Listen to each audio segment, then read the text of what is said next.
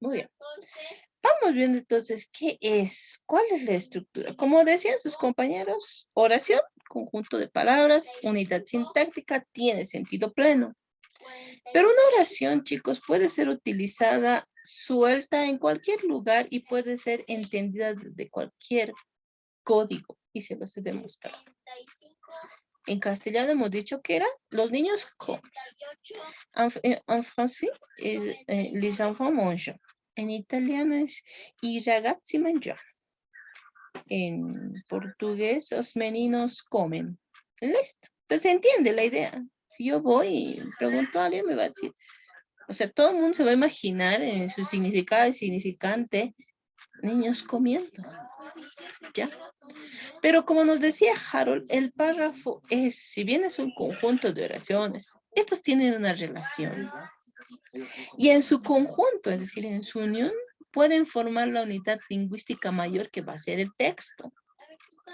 El texto que va a partir, ojo, va a partir de una idea principal que dice, mire, resume conceptualmente el contenido del texto. Ojo, si yo digo, voy a hablar sobre la ambición, ya me está diciendo de qué va a tratar. Y me va a entrar la curiosidad en saber qué más me puede decir. ¿Ya?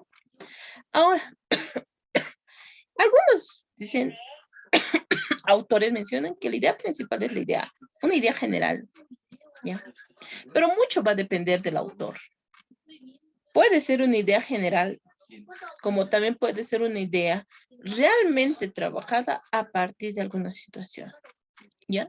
Puedo decir la ambición, una idea general. O cómo puedo decir la ambición como mecanismo, ¿ya?, para destruir relaciones sociales. Miren, ahí va a cambiar. Ahora, esta idea principal, me dice, se tiene que valer o tiene que tener un sustento en ideas secundarias. En un texto argumentativo nosotros lo vamos a llamar argumentos. Pero dicen, ¿cuál es la idea secundaria? La idea secundaria, ojo, puede ser varias, puede ser una, pueden ser 3, 5, 10, las que el autor considere necesarias. ¿Por qué? Porque con esta idea secundaria yo puedo argumentar, puedo decir el por qué, puedo ejemplificar para que sea más entendible mi texto. Puedo comparar una situación con la de otro país, con la de otro contexto, en otro tiempo, etc. Ojo, y reitera por el por qué he utilizado esa idea principal. Esas son las funciones que tiene que cumplir una idea secundaria.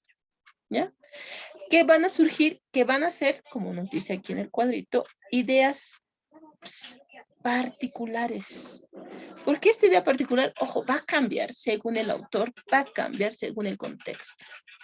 ¿Ya?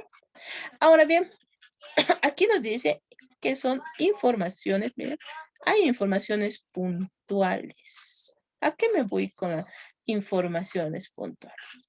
En esta parte de ideas secundarias, cuando decimos argumenta, ejemplifica, compara, menciona, etcétera, reitera, nosotros podemos valernos de qué? Hechos, fechas, nombres, cálculos, referencias, situaciones, instituciones, estadísticas, comentarios, datos precisos, investigaciones, etcétera. ¿Por qué? Porque se supone que para escribir un texto yo debo conocer el tema. Debo ser consciente de qué trata, qué no trata. No puedo escribir con argumentos falaces, con algo que yo creo. Ojo, si bien el conocimiento a priori puede servir en el texto, pero cuando nosotros tenemos que fundamentar o realmente creíble y promover esa función fáctica en mi lector, debo tener en cuenta que se debe buscar información. Ojo, porque si yo ahorita les digo escriban sobre música, un gusto de música, algún artista, algún jugador, quizás lo puedan hacer, si es que me atrae.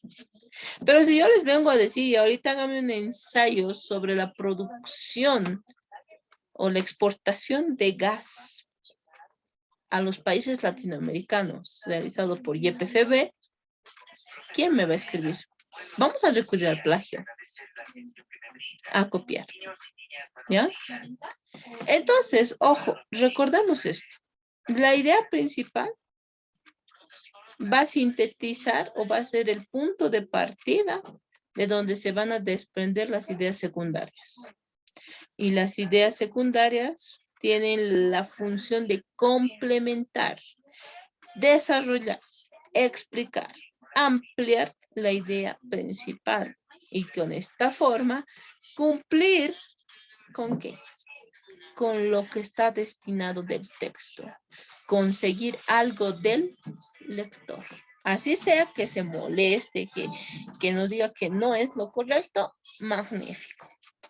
Ahora vamos viendo que en este texto nosotros vamos a poder encontrar una tipología de textos variadas, desde los textos narrativos, descriptivos, argumentativos, informativos, expositivos, explicativos, etc. Puesto que existe una diferente gama de clasificaciones. Van Dijk nos dice que hay solamente narrativo, descriptivo, argumentativo. ¿Ya? Y el expositivo. Los demás se van a añadir en las diferentes subclasificaciones, van a estar en realidad intermedias porque van a ser la función de uno o de ambos. Pero nosotros lo que necesitamos para ver lo que es el ensayo es el texto argumentativo. ¿Ya? Así que vamos viendo. Alguien que me quiera decir antes de leer esto, o que me parafrase esto, ¿qué es el texto argumentativo en sus palabras? Vamos a Alison y luego Walter. El texto argumentativo es una razón o justificación para convencer o justificar algo. Se debe seguir una estructura que debe tener introducción, desarrollo y conclusión. Luego se debe tener un fundamento donde los argumentos deben tener base lógica y debe ser convincente. El párrafo argumentativo se elaborará para persuadir, convencer, influenciar a los lectores. Ya, ahora en tus palabras. Es donde es donde das tu opinión o un tema donde debes justificar y convencer al lector, donde no puedes negar, no puedes contradecirte, tienes que tener oraciones y párrafos lógicos. Ya, párrafos lógicos. ¿A qué te referirías con párrafos lógicos? Que no sé, si hablo de un tema no puedo hablar de otra cosa, no puedo contradecirme. ¿Eso qué se llama lingüística textual? Vamos, Harold. Bueno, profe, en mis propias palabras, podría decir que un texto argumentativo es un texto que trata de convencerte o persuadirte, por así decirlo, con respecto a un tema. Ya. Luigi. Bueno, resumiendo lo que dijeron mis compañeros, un texto argumentativo se caracteriza ¿por qué? Por la intención de persuasiva. ¿A qué me refiero? De querer convencer al lector de algo en donde se emplean argumentos para convencer. Ya. Ahora, Alison, a lo que decías, lo que te refieres con párrafos lógicos es coherencia y cohesión, elementos fundamentales de un texto. Participen, pero participen a partir de lo que han entendido, no lo que me leen en internet. ¿Ya? Vamos viendo ahora. ¿Qué es que ustedes me han dicho en texto argumentativo? El fin es convencer, persuadir, es decir, provocar algo en mi receptor, en mi lector en este caso. Por tanto, ¿qué función entra en juego en este texto argumentativo? ¿Qué funciones del lenguaje entran?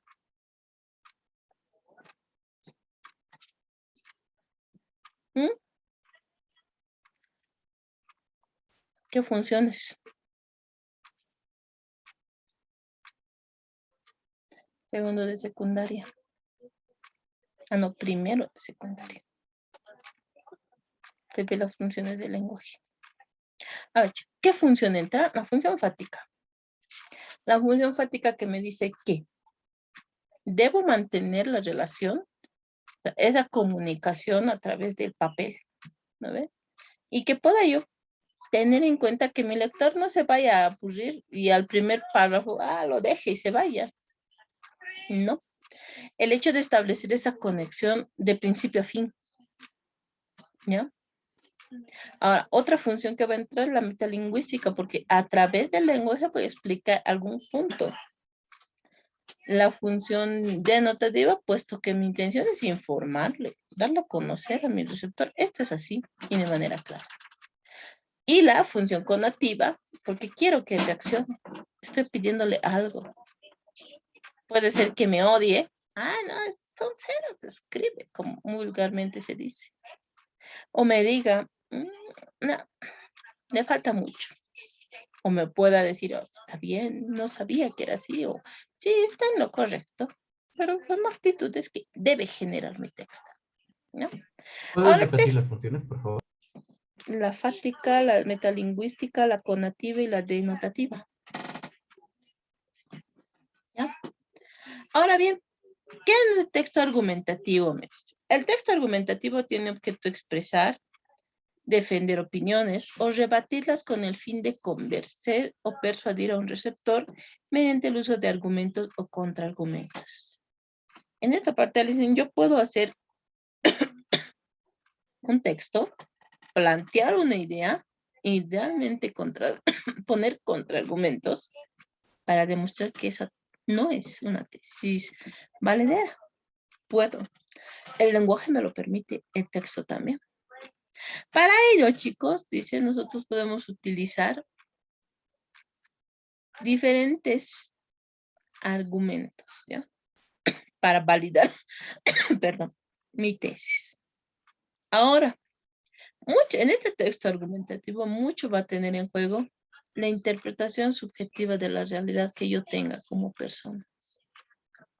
No va a ser lo mismo que escriba, por ejemplo, un médico, una persona, un agrónomo, un estudiante, un profesor.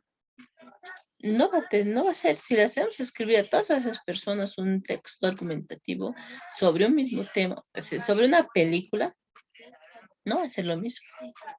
Vamos a tener diferentes acepciones, o sea, porque interpretamos nuestra realidad de diferente forma. Es por eso que hoy en día se ha puesto a la resiliencia, como un elemento importante en esta situación llena de conflictos, vicisitudes, etc. ¿Ya? Ahora, ¿cuáles son los elementos que tiene que tener el texto argumentativo? Primero debe partir de una tesis. Ojo, la tesis no es el título. Algunos confunden el título con tesis. No. Puede tener un título distinto o puede asemejarse a mi tesis. Pero recordemos que el título debe ser conciso y claro para indicar qué voy a encontrar.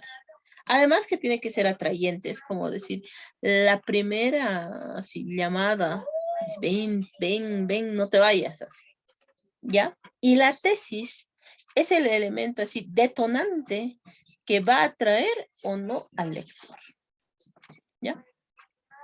Ahora,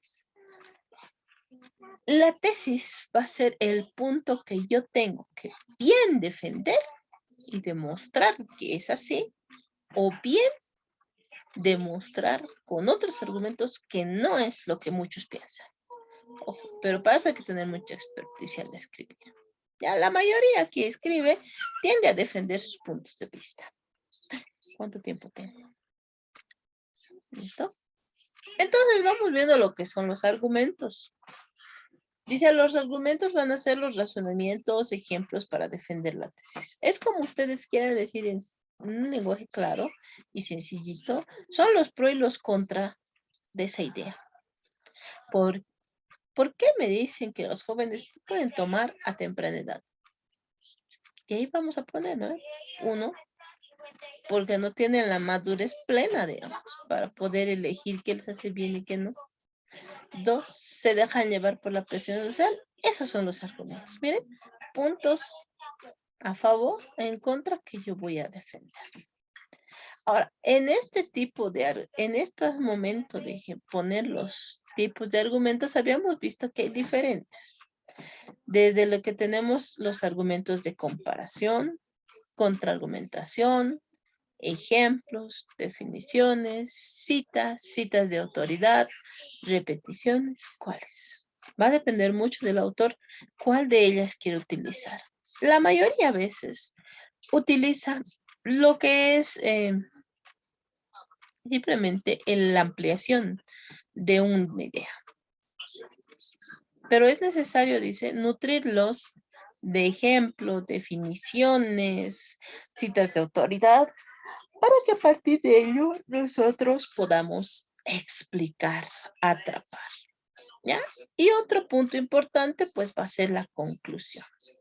Pero no solo de decir el hecho de, no, en este punto yo concluyo o en conclusión, el texto es esto. No. Ojo, la conclusión es, como se dice, la estocada final que tú tienes que darle al lector, indicándole que es mi tesis, reforzarla y al final dejarle con ganas de más. Quizás con puntos abiertos o si son puntos así claros, que nos manden a reflexionar. ¿Listo?